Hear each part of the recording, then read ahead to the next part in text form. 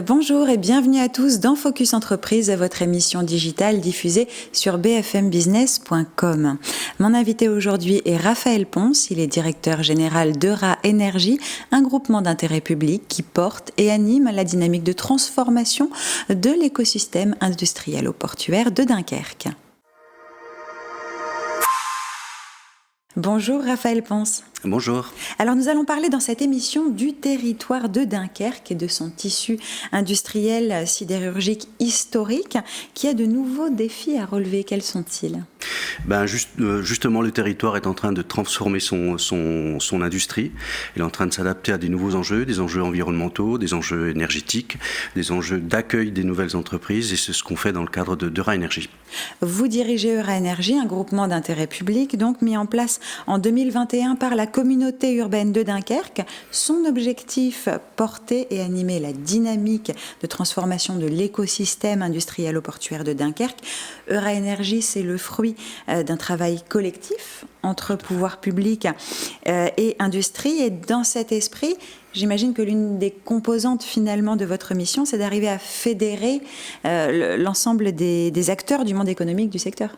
Oui, tout à fait. On réunit l'ensemble des acteurs du monde économique, comme vous l'avez dit.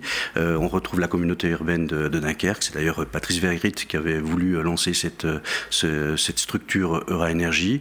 On y associe donc le Grand Port Maritime, évidemment, la Chambre de commerce, la région des Hauts-de-France, l'ensemble des industriels, mais aussi l'ensemble des acteurs du monde social, du monde éducatif et de la recherche et du développement du territoire. Ça fait beaucoup de monde. C'est facile de faire dialoguer ces acteurs entre eux ? Pas toujours simple au début, mais après quelques années d'expérience, on a pu effectivement fédérer l'ensemble de ces acteurs qui n'ont pas toujours les mêmes enjeux, mais on a réussi à travailler, on réussit au quotidien d'ailleurs à travailler sur cette dynamique pour répondre à des enjeux sociétaux, économiques et de transformation d'un territoire. Oui, parce que plus généralement, votre mission consiste à développer des projets stratégiques en matière de transition énergétique et d'environnement. Quelles dimensions vous devez prendre en compte ? L'ensemble des dimensions qu'on prend dans un projet pareil, c'est d'écouter les industriels, de savoir ce qu'ils attendent du territoire, les besoins en utilité, les besoins en infrastructure, qu'elles soient énergétiques, qu'elles soient en matière d'eau, qu'elles soient en infrastructure routière, ferroviaire et évidemment aussi portuaire pour le Grand Port Maritime, mais d'écouter aussi ce qu'attend la population aussi d'un tissu industriel, et c'est ce qu'on essaye, et c'est ce qu'on fait d'ailleurs plutôt au quotidien avec l'ensemble des acteurs, répondre à ces enjeux, comme je le disais, qui sont parfois différents, mais qu'on arrive à faire converger vers la volonté commune de maintenir et de développer l'industrie sur le territoire dunkerquois. Oui, parce qu'au bout, il y a des avantages, il y a des bénéfices, et un petit peu pour tout le monde.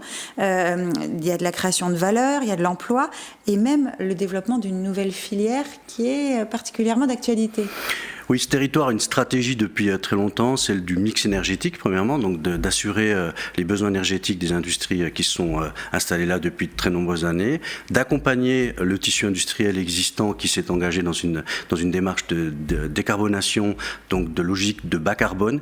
Et cette logique-là d'écosystème a permis donc l'accueil de nouveaux et permettra l'accueil de futurs industriels qui viennent avec cette logique-là de travailler en circularité et de travailler avec une volonté d'émettre le moins possible de nuisances pour la population locale.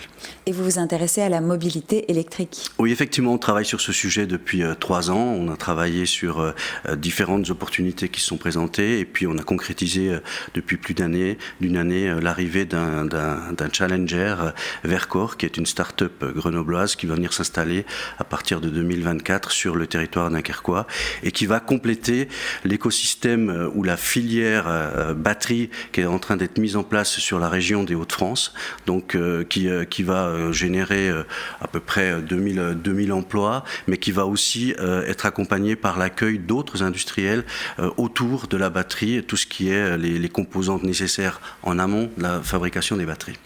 De nouvelles perspectives donc pour le territoire de Dunkerque. Tout à fait. Merci Raphaël Ponce d'être venu nous en parler sur le plateau de Focus Entreprise. Merci à vous.